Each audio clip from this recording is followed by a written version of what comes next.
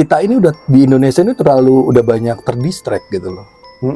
Jadi dia menelusuri yang entah dari mana dasarnya. Itu sayang sekali gitu loh. Sementara banyak sekali pengakuan dari luar yang gua dapat, mereka mengakui keajaiban orang Indonesia. Sesederhana itu loh, Bang. Lah kok sekarang orang Indonesia sedikit-sedikit, ujuk-ujuk, dikit-dikit dia bilang sugesti. Enggak. Orang tuh bisa memancarkan sebuah energi gitu. Bisa. Ketika kita mempercayai bahwa itu ada sebuah medan energi, nyimpan memori energi dan sebagainya, itu kan juga ada apa? Menarik gitu loh. Nah, sama kasusnya seperti kalau di black magic ini dasarnya orang-orang atau tubuh manusia itu sendiri ketika meninggal itu memiliki sebuah kekuatan.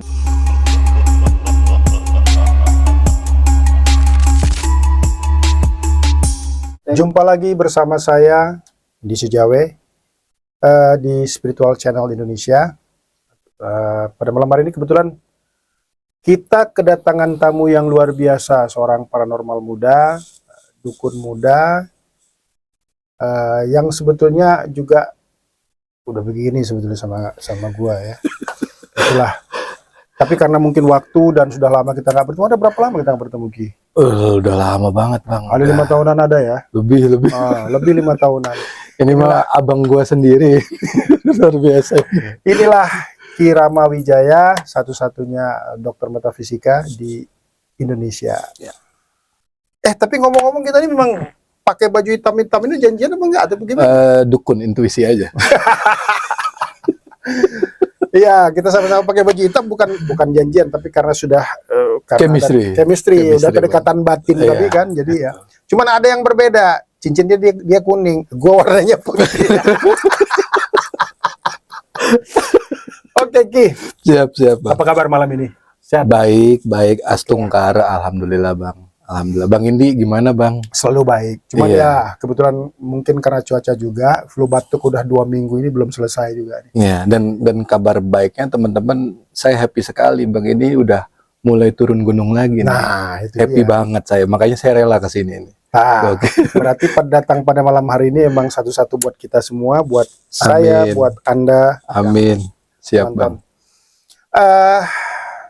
Dulu siap. Pertama kali kita mulai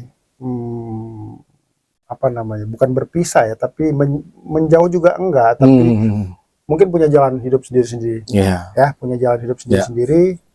Gue tahu tuh, Ki, lu belum seperti ini. Apa tiba-tiba yang membuat begitu kita ketemu, ya namanya juga memang manusia pasti ada perubahan menjadi lebih baik ya. Cuman gue pengen tahu jalan ceritanya sampai seperti ini tuh bagaimana? Pas kita berpisah berarti. Pas kita berpisah. Iya, basicnya kan memang kan praktisi, Bang. Kita kan terakhir itu kan ketemu itu bikin pelatihan hardcore kan. Ada Abang di Suwung, ada si Bang Deddy Ariko itu di Neuralism kan. Terus ada si Paleo sebagai founder Spiritual Indonesia mata ketiganya kan, dengan inisiasi dan sebagainya. Dan gua kan kalau nggak salah itu entah Gendam atau Neo Metafisika ya kalau nggak salah isinya itu Gendam ya. Kalau nggak salah. Ada Agi juga. Betul, ada Agi juga Infinity ya. Infinity-nya. Ya. Dasarnya ya panjang, Bang, gitu loh. Jadi gue mengalami sebuah kebangkitan spiritual juga.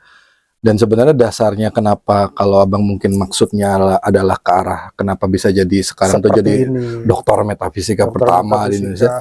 Ya kayak bawaan aja, Bang. Nggak tahu. Gue ngerasa ya. Mungkin memang Tuhan Yang Maha Esa ini memilih gue untuk jadi dokter metafisika. Walaupun kadang-kadang gue mikir gitu. Ini kan pikiran gue ya, kadang-kadang kok bisa dokternya kayak gini, Bang. Tapi ya mau siapa lagi? Itu kan buat gue dan asumsi gue sendiri kan ya yang tadi gue bilang gitu. Mungkin memang Tuhan yang memilih gue untuk kayak gini. Gitu. Cuman memang Abang tahu saya based on a praktisi. Nah, ketika akhirnya tertarikan rasanya makin penasaran, akhirnya saya jauh melangkah sampai ke Kansas, sampai ke Sedona dan sebagainya, Bang. Gitu. Jadi gampangnya gini ya. Ya teman-teman mau tanya apa aja tentang spiritual dan metafisik ini.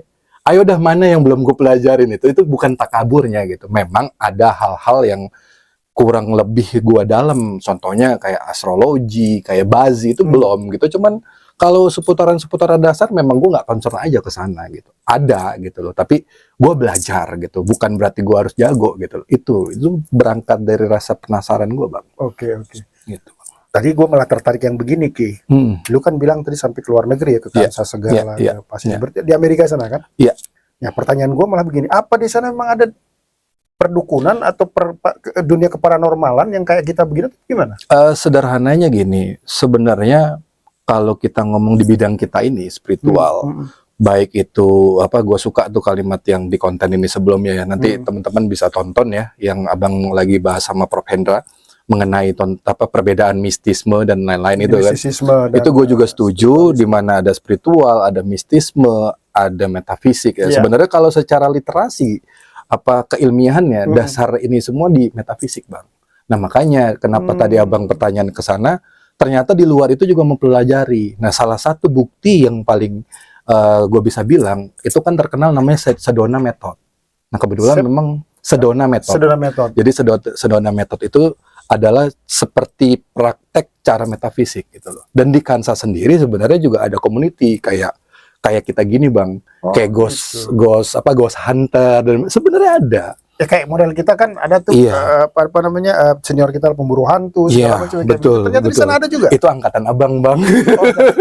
Kalau gue masih ingusan tuh waktu itu. 2001 tuh. Tapi di sana ternyata ada juga. Ada. Dan baru-baru aktif lagi. Ada gitu. Gitu. Dan gue jujur aja gue terakreditasi segala macam, dan kalau di sininya memang gue baru mengambil gelar instruktur di BNSP, jadi untuk mengajarnya. Dan itu gue belum dalamin lagi soal bagaimana tentang pendidikan metafisika ini diterima atau tidak dan sebagainya gitu loh. Tapi di sana juga dari modul-modul, contohnya kayak S2 metafisik, Bang. Di situ juga kita diajarin bagaimana psikologi metafisik, teologis dan sebagainya gitu. Bahkan sebenarnya gue kalau di luar negeri, teologi juga di. Yes. Contohnya kenapa gue bisa bilang gitu? Gue kalau di luar negeri sebenarnya kalau misalkan karena mayoritas agama Kristen, gue bisa ngisi khotbah, Bang, bahkan karena ada legal itu gitu. Jadi kayak dapat rep.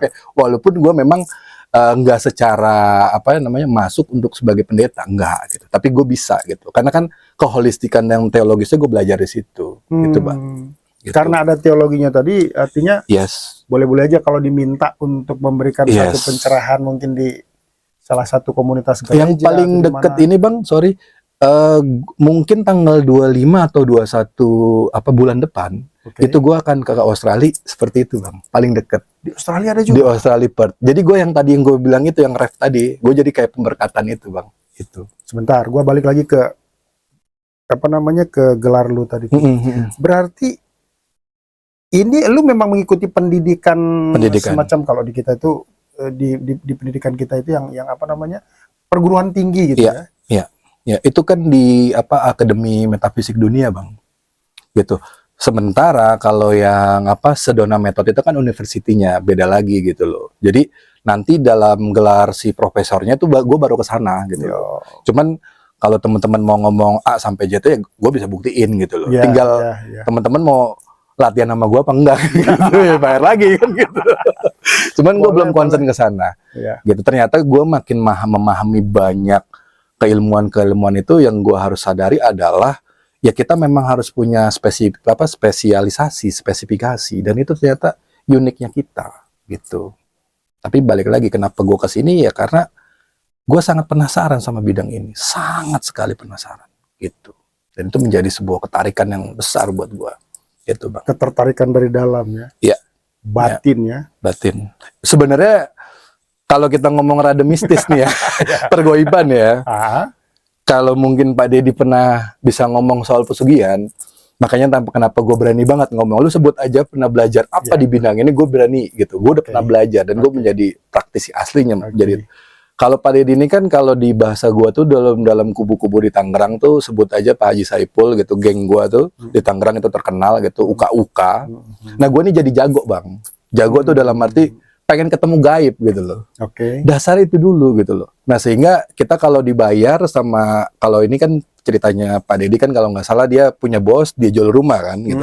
Nah kalau gue tuh singkat cerita, kalau ada yang ngajakin gue pergi, dia nitip sangu lah ke gue. Jadi gue bisa ninggalin keluarga, duit, terus gue jalan. Awalnya gue mau ketemu gaib aja di situ. awal-awalnya itu. Iya, itu sekitar 2008, lupa gue, 2008, 2010 gitu. Tapi akhirnya ternyata pesugihan itu berhasil. Dari situ mematahkan kayak ini kok gaib ada atau apa. Tapi yang harus saya bilang, prosesnya itu bukan dapat uang dari gaib, terus meledak atau apa, itu bohong gitu loh. Kalau gue sendiri singkat cerita dapetnya itu memang dari project bang, saksi hidupnya ada, ininya ada gitu loh bang. Nah jadi rasa penasaran itulah yang ngebawa gue terus, ini gaib tuh ada apa enggak, ini pertanyaan di situ, sesederhana itu. Jadi kalau kembali ke kita nyari duit tadi, kok kita lu lah, Ya gue juga. harus. Bukan kita minta duit sama gaib, tapi bekerja sama atau menunggangi kan? Gue memang bahasanya gimana? Memang membuat perjanjian. Gue bisa bilang gue membuat perjanjian. Gue punya pengalaman nikah batin dan nikah sama gaib juga. Iya. Gue bisa jelasin A sampai Z ya gitu. Cuman nggak di segmen ini, itu panjang nanti. Iya, satu-satu dulu. Tapi gini, gue sedikit abu-abu ngejelasinnya karena pengalaman gue dulu ketika gue angkat cerita kesaksian gue bang, itu dijadikan sebuah cerita untuk penipuan baru bang. Gitu. Gimana tuh? Jadi contohnya gue cerita nih A sampai Z, gue yang sebagai saksi, gue yang praktisi, gue yang menghasilkan segala macam. Gue bukan ngebuka jasa. Jadi di sini gue harus clearin. Kalau gue nawarin lu jasa pesugihan itu, gue berarti nipu lu. Itu harus clear dulu gitu. Karena gue akhirnya pada saat itu ada fase yang merugikan gue akhirnya. Karena gue terikat perjanjian itu tadi. Yes, gue yang malah rugi gitu. Tapi di situ ternyata malah membuka sebuah kesadaran gue gitu. Tapi gini, untuk lebih jelasnya gampangnya gini, gue berhasil. Setelah itu gue pernah ngajak, akhirnya gagal gitu. That's it. Gitu. Karena ternyata jodoh-jodohan bang kayak gitu, dan gue bisa jelasin gitu jodohannya di mana. Cuman gue khawatir gitu cerita gue ini dipakai untuk penipuan bang. Lu tinggalkan itu. Iya, gue tinggalkan itu gitu. Contohnya gue jodohnya di mana? Gue jodoh sama tega sama orang lain. Gue jodohnya di situ. Nah sisanya kalau pesugihan lu harus tahu dulu jodohnya di mana. Itu sebenarnya konsepnya. Dan lu nggak bisa yang merasa. Tapi dari sang gaibnya itu gitu loh, yang memilih lu, yang memilih kita. Yes. Nah kebanyakan orang terjebak di situ bang. Ya. Ini udah terlalu jauh nih kita ngomongin dari gaib ke metafisika. Nggak masalah. Kan kita pengen tahu juga siap. bagaimana nih sebetulnya Kirama Wijaya ini. Sekali-sekali lah ya gue banyak ngomong bang. Nggak apa-apa. Mengenai ini Ki. Ya. Gue udah ngeliat tayangan lu beberapa kali di di TikTok ya, di TikTok, Instagram juga kalau nggak salah ya, di Instagram Facebook juga, Facebook ya. Kalau di Facebook kan udah kadung lah karena memang kita udah begini tadi kan. Siap. Ada banyak dukun Thailand yang gua sih nggak ngerti bahasanya sih. Iya. Hello Kirama Wijaya, สวัสดีครับ Kirama Wijaya Good Kirama Wijaya Good Kirama Wijaya Good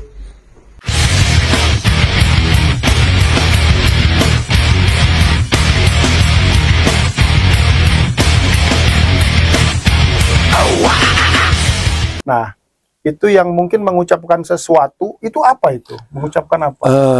Mengucapkan sebuah penghargaan gitu. Gue jadi dikasih gelar kehormatan lah sebagai ajan pertama atau master black magic pertama Thailand yang ada di Indonesia gitu. Yang bukan orang Thailand? Bukan. Ya, artinya mereka memberikan penghargaan itu? Iya. Salah satunya itu selain itu kan perkumpulan kayak gathering of black magic gitu kan. Di sana begitu ya? Ada juga gitu, cuman istilahnya aliran kiri lah bang gitu loh. Jadi ada tetap dia ritus dasarnya doa-doa kepercayaan yang putih, ke Buddhism dan sebagainya. Nah, tapi ini ada juga yang aliran kirinya lah bahasanya kalau kita gitu. Nah, salah satunya selain gelar kehormatan itu, gue sebagai pembuat minyak terbaik lah kata dia, sebagai karena kan juga sumber-sumbernya kan gitu. Kenapa gue bisa bilang gitu? Karena abang tahu sendirilah kalau dari Facebook postingan gue kan, gue menghabiskan banyak untuk feromon, untuk mempraktekkan pelet dan sebagainya gitu ya. Jadi ketika dirubah template-nya ya gampang gitu. Makanya gue bisa menghasilkan itu bang. Gitu. Cuman emang kalau kita ngeceritain kenapa gue bisa bikin minyak itu bang, itu kan namanya yang terkenal kan minyak naman prai atau minyak dagu kan kalau di Thailand itu.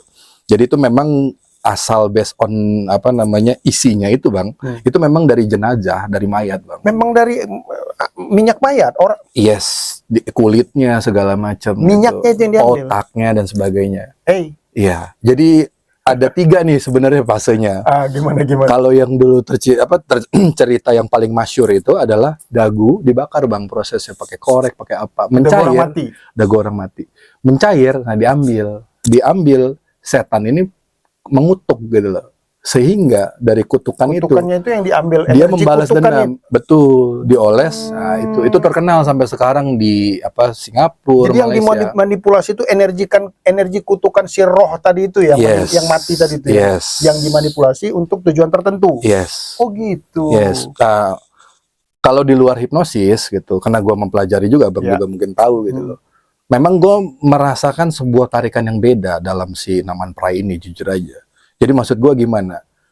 Kalau kita kan paham tentang sugesti ini gitu loh. Cuman anehnya nggak tahu kenapa ini seperti kayak kristal bang. Maksudnya gimana? Kristal ini kan ketika kita mempercayai bahwa itu ada sebuah medan energi, nyimpan memori energi dan sebagainya, itu kan juga ada menarik gitu loh. Nah sama kasusnya seperti kalau di black magic ini dasarnya orang-orang atau tubuh manusia itu sendiri ketika meninggal itu memiliki sebuah kekuatan bang, dan itu gue sampai sekarang menelaah terus, ini sugesti gue bukan, atau gue mensugesti diri gue sendiri, ini karena trigger atau bukan, dan ternyata pelan-pelan, oh ini nggak bisa dijelasin nih. Ya sama lah dengan kayak beginilah misalkan ya, sedikit mungkin kalau gue gue memberikan penjelasan sedikit ya, kan orang kesurupan itu, oke lah kalau menurut dari sisi hipnotis itu karena dia euforia, katakan demikian.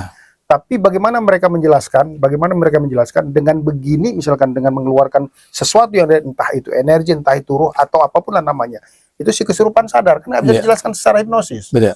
Secara ilmu hukum psikologi ilmu psikologi nggak bisa dijelaskan. Kira-kira seperti itu kira-kira. Sama, gue juga sepakat. Jadi semakin gue pelajari hipnosis ini, ternyata orang yang sedikit gampang yang ngomong dia ngerti hipnosis sebenarnya nggak ngerti juga hipnosis apa. Gue ngomong begini kan gue belajar, dan gue bisa bertanggung jawab atas itu. Tapi ngomong-ngomong gini Ki, apa tuh? Di kebudayaan kita ini yang budayanya sebegitu banyaknya, ada Dayak, ada Karo, ada Padang, di Sulawesi juga, di Papua juga, bahkan di Pulau Jawa itu ada beberapa macam yang sudah sama-sama kita ketahui, dan gua sendiri di sekarang ada di Subang, di Sunda, ada ilmu, bahkan ilmu keilmuan dari Jawa Tengah dan Jawa Timur itu juga ada perbedaan misalkan. Nah, sebegitu banyaknya ilmu tentang metafisika, katakanlah demikian ya. Itu di luar, waktu lu keluar Ki, mereka mengakui atau mereka paling tidak mengetahui dan menghargai itu enggak? Sangat menghargai. Contoh, misalkan yang paling dekat, gua kan masuknya itu bertukar culture ya, pengetahuan itu. Jadi mereka tuh ngomong, kita nggak kayak orang Indonesia yang dimana bawa korek aja, nih korek atau sapu lidi bang, terus dikasih kapas, digulung-gulung, dibawa, sembuh, berhasil. Itu bang, kita nih harus ada kesakralan begini gitu loh. That's why misalkan waktu itu gue pernah bilang salah satu literasi ilmunya adalah sympathetic magic gitu loh. Salah satunya. Gimana sih maksudnya sympathetic magic? Ya contohnya misalkan alat kelamin pria, alat kelamin wanita. Kalau di kita kan lingga yoni, tapi ini kan dia menaruh sangat vulgar gitu, sehingga memacu sugestivitas itu sebenarnya gitu kan. Tapi itu kan sebenarnya kalau kita kritisi lagi dalam metafisik, kita memang harus mencari frekuensi itu bang. Di luar kita menyadari mengontrol si sugesti itu atau tidak, ini mah versi gua gitu loh. Karena frekuensinya yang tadi gue bilang, gue mengerti hipnosis, tapi gue sempat keliru di sini antara gue ke trigger atau ke sugesti gitu loh, gitu. Itu bang, kira-kira. Dan yang kedua, kalau di luar negeri itu ya termaksud ini gue yang di yang di Kansas itu bang, di Akademisi Metafisika Dunia, itu gue dibilang sama pengajarnya, gue ini terlalu cepat gitu. Terlalu cepat lulusnya bang gitu loh. Jujur aja gue main curang, jujur ini mah gue main curangnya dari mana gitu loh. Itu kan bahasa Inggris. Terus gue diem, gue mencari auranya bang, jawabannya gitu. Iya, iya. Sehingga itu lebih cepat. Jadi dia bilang ini harusnya minimal tuh penyelesaiannya 21 hari. Lo? Misalnya soalnya Reiki, ya gue nggak sampai 21 hari gitu loh. Nah, misalkan mempelajari tentang ilmu Reiki misalnya. Yes. Dan ini gue semuanya bang. Untuk menjadi apa memasuki gelar itu gue lebih cepat gitu. Lebih cepat Dia dibandingkan ngomong dengan yang lain. Iya. Makanya gue dengan begitu gampangnya terakreditasi. Oh, boleh juga. Ya yang tadi gue bilang, gue based on-nya praktek dulu bang. Ya. Sehingga kan dulu ingat nggak yang kita Ya. bikin pelatihan tuh bang, ada gue disinggung gitu loh. Ini belajar dari mana? Kan anak SI ini nggak tahu gue ini dulunya siapa. Gitu. Udah berpraktek apa enggak? Iya, artinya gitu. kita memang kebanyakan dari pengalaman kan. Iya. Pengalaman dulu, kemudian baru kemudian kayak lu lah. Iya. Begitu keluar, Kayak kemudian abang juga. begitu keluar kemudian ngikutin pelatihan itu, ternyata Yes. mereka juga care lah, peduli dengan Yes. dengan kemampuan dan keilmuan kita. Itu Yes. banyak dari mancanegara itu. Banyak. Dan sebenarnya sekarang itu dikombinasi bang. Kombinasinya maksudnya gimana? Iya, based on-nya terapi energi, ya tinggal dia kemas dengan apakah spinal energi dan sebagainya sehingga orang bergetar dan lain-lain gitu. Sebenarnya kan basically-nya itu kan permainan lama gitu loh. Permainan lama yang dimaksud gimana caranya kita memang benar-benar mengikat energi itu secara padat kan gitu loh. Tanpa sugesti di sebelumnya gitu kan, tapi terhimpun gitu loh. Tapi bisa juga yang diinduksi secara sugesti, paham lah bang kan gitu. Iya, iya. Tapi dasarnya begitu. Ini Dasarnya lagi begitu. rame. Oke, Ki. Gitu, bang. Lu kan udah pernah kemana-mana nih. Iya bang. Udah keluar, mungkin ke Thailand juga, sampai kenal dengan kawan-kawan di Thailand, dengan Indonesia. Gue pengen tahu sebetulnya kalau memang boleh dibandingkan gitu ya. Kalau ada perbandingannya, ataukah mungkin atau punya spesifikasi yang berbeda ya. Kira-kira menurut lu nih, ilmuwan mana yang lebih bagus atau lebih Ini agak sulit ya? pertanyaan, enggak, gue malah ironi banget gue sama Indonesia ini bang, sekarang ini. Gue bukan merasa sebagai seseorang yang membawa nama harum Indonesia, nggak ada gue. Gue juga nggak penting gelar-gelar ini bang, gitu. Nggak. Lu tahu gue lah, berapa konyolnya nih kita kalau di luar off record gini. Cuman gini bang, kita ini udah di Indonesia ini udah banyak terdistract gitu loh. Maksudnya apa terdistractnya? Contohnya pengetahuan spiritual, supranatural, mistisme yang waham bang. Wahamnya maksudnya gimana? Jadi dia menelusuri yang entah dari mana dasarnya. Itu sayang sekali gitu loh. Sementara banyak sekali pengakuan dari luar yang gua dapat, mereka mengakui keajaiban orang Indonesia. Sesederhana itu loh bang. Dia ngambil korek atau sapu lidi, dia linting, berhasil. Tapi kan ini orang dulu gitu loh. Kok sekarang orang Indonesia sedikit-sedikit, ujuk-ujuk, dikit-dikit dia bilang sugesti. Enggak. Orang tuh bisa memancarkan sebuah energi gitu. Bisa. Kita bisa membuktikan contohnya pernapasan tenaga dasar, tenaga dalam dasar. Tapi kan tentang kita krisis secara empirik, itu kan pengalaman holistik gitu loh. Nah itu susah. Mempergunakannya, memanipulasi untuk tujuan tertentu itu juga kan pengalaman. Dan bukan nggak bisa, itu bisa kalau dilatih. Cuman masalahnya di zaman segini mau apa enggak kan gitu. Karena itu lagi terpenjara oleh tadi pemahaman yang apa namanya, mungkin ideologi mereka, mungkin karena spiritual religinya yang tidak memungkinkan untuk Dan bahkan di spiritual religinya sebenarnya kalau kita kritisi dengan garis hitam, jalur hitam atau jalur mistismenya, itu dahsyat lagi bang, dahsyat lagi sebenarnya. Makanya gue kenapa dari awal gue bilang coba deh sebut pengetahuan mana deh yang gue belum belajar gitu. Kemarin kita dengar tantra kirinya Profesor Hendra ya. Yes, itu betul. Dan itu jarang gitu, kuno sekali gitu loh. Makanya kalau bisa di-share ke ilmuwan ini, entah mungkin nanti tim ini membuat sebuah pelatihan, itu oke banget gitu loh.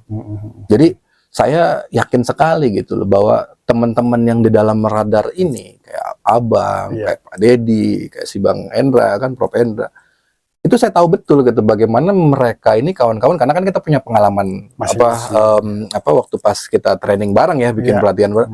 Saya yakin benar ke pemirsa ini, mereka ini bisa menghantarkan teman-teman untuk apa namanya, kalau bahasa paleo itu lompatan kuantum, Lompatan kuantum, ya kan? ya. Terus Naiklah kesadaran. perubahan secara signifikan sebenarnya itu, dan itu berguna sekali gitu buat kehidupan teman-teman semua. Ya, gitu, nantilah. Bang.